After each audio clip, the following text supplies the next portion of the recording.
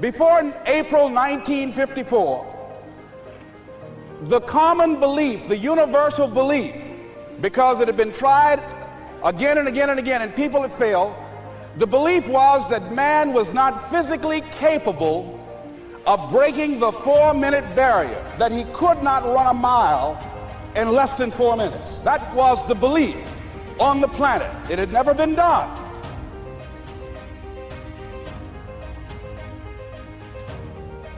But here's what happened, ladies and gentlemen. Roger Bannister came along, and he broke the 4-minute barrier. Now, here's what's significant about that. Since that time, up to this day, over 20,000 people have done it, including high school kids. 20,000 people. What changed? Here's what happened when they got on the track. They knew it had been done. And because they knew it had been done, there was a new belief about this barrier, about this goal that was unreachable. And those 20,000 people got in the race believing, knowing in their heart that someone had done it, that it's possible that they could do it. And I'm saying that if you know anybody that had some goal, some dream, something they wanted to do, and they did it, then I'm saying that you know in your heart that if someone has done it, then you can do it. It's possible. And that if someone can make their dream become a reality, that it's possible that you can make your dream become reality. And so as you begin to look at where you want to go, beginning to embrace that, it's possible. I'm blessed and highly favored. I've got a lot going for me. I got some good stuff in me. And it's possible that I can bring my greatness out here in the universe, that I can do what I want to do. It's possible I can write my own book. I can have my own business. I can take the trip and travel around the world. It's possible. I can bounce back from adversity and reinvent my life. It's possible. Regardless of where I am, that things can get better for me. It's possible. I'm thinking about two men right here in Chicago who were fairly successful, similar background, educated. They worked for a corporation for many years, and they were among many people that were laid off.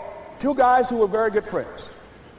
One went out looking for a job for several weeks along with the other one, and they faced disappointment and rejection again and again and again. They couldn't find any work, which is the story of many people across this country. One guy stopped. He became discouraged. He stopped going. He stayed home looking at television, became very argumentative and toxic with his wife, drinking beer, getting on the phone, talking to his other negative, unemployed friends, and he just gave up. The other guy kept looking for a job everywhere he could go. Every time he could get an opportunity, kept asking people, networking, checking the newspapers every day.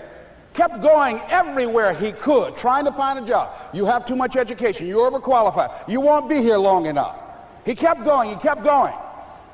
He went to a place and said, look here, I tell you what, if you can't hire me, and I know you can use my talents, abilities, and skills, I don't want to sit home and do nothing. Just let me do some volunteer work. You don't have to.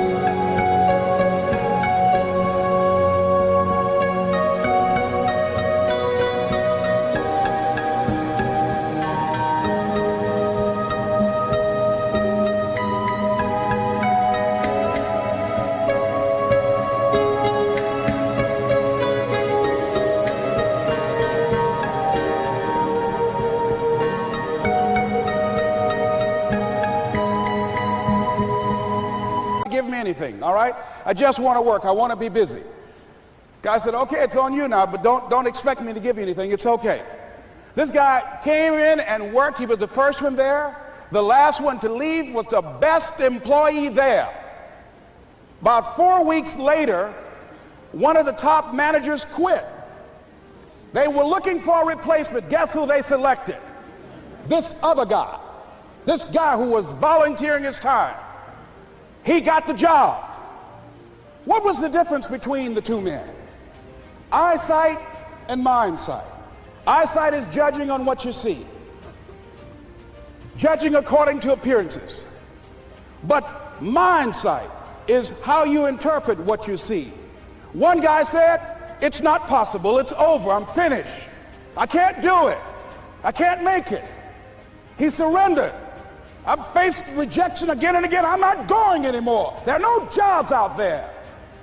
But this other guy, he felt that in spite of the no's and rejections, in spite of how bad the economy is, in spite of what the newspapers are saying, that it's possible.